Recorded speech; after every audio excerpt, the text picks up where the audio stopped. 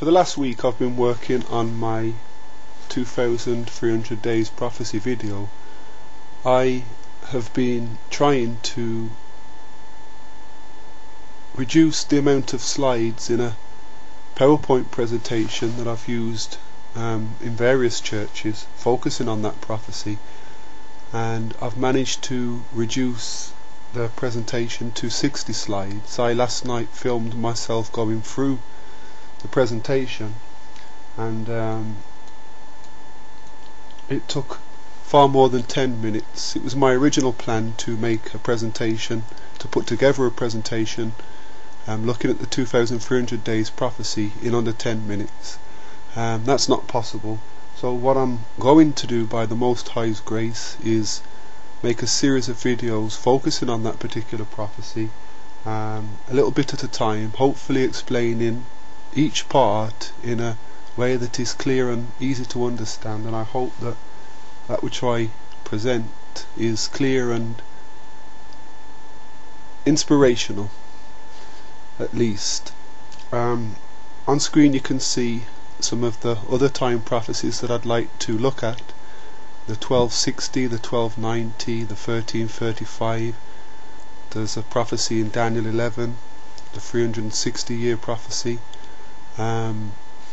There's also a prophecy found in Leviticus, the 2520. I'm studying that from time to time, and hopefully time and the Most High permitting, when I have enough information on that prophecy, maybe I will make a video looking into that also. But for the meantime I'm going to focus on the 2300 days or years prophecy found in Daniel chapter 8 and verse 14. You'll see why I associate the days with years in this video. That particular prophecy is connected very closely to the 490 year or 70 weeks prophecy of Daniel chapter 9. You'll see that in order to understand the 2300 days prophecy, the start point and the end point, you need to have an understanding of the 70 weeks and connect the two prophecies. Daniel chapter 8 contains a vision. In the vision we see a ram. We're introduced to a he-goat, and we're told that the two clash, the he-goat being victorious.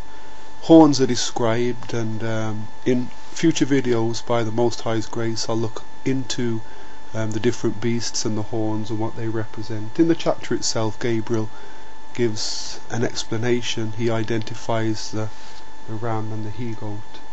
But we are focusing on chapter 8 and verse 14. The verse reads, "And he said unto me, unto 2300 days, then shall the sanctuary be cleansed."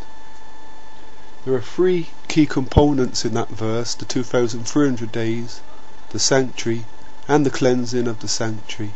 First of all, I'd like to look at the 2300 days. There we have a couple of pictures of the sanctuary built by Moses, a very elegant and magnificent structure.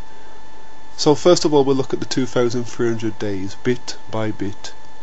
The verse reads unto 2300 days, but the original Hebrew, there are two words for days: Ereb meaning evening and Boker meaning morning. So in essence it's unto 2300 evenings and mornings, and that will have a bearing on the interpretation, as we will see further on in the presentation. Maybe not in this video, but one that is coming up soon.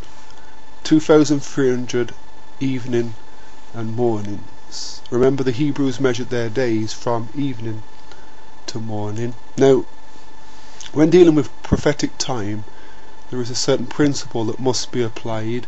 Numbers 14 and verse 34 reads, Numbers 14 verse 34 reads, "After the number of the days in which ye searched the land, even 40 days, each day for a year, shall ye bear your iniquities, even 40 years, and ye shall know my breach of promise."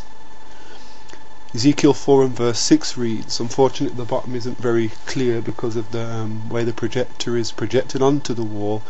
It reads, Ezekiel 4 and verse 6, and when thou hast accomplished them, lie again on thy right side, and thou shalt bear the iniquity of the house of Judah 40 days. I have appointed thee each day for a year. So here we are introduced to the day to a year principle, and so applying that principle to the 2,300 days, it then becomes 2,300 years,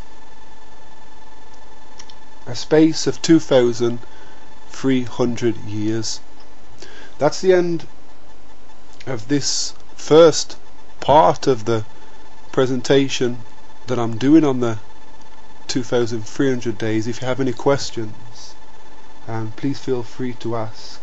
I'm hoping that time will permit me to make the next video pretty soon, in which I will look closer at the 2,300 years, and I'll show you from the scripture that this was the portion of the vision contained in chapter 8 that Daniel didn't understand, and that he needed what was revealed in Daniel chapter 9 in order to understand not only the start and end of the 2,300 days, but also what the cleansing of the sanctuary represented.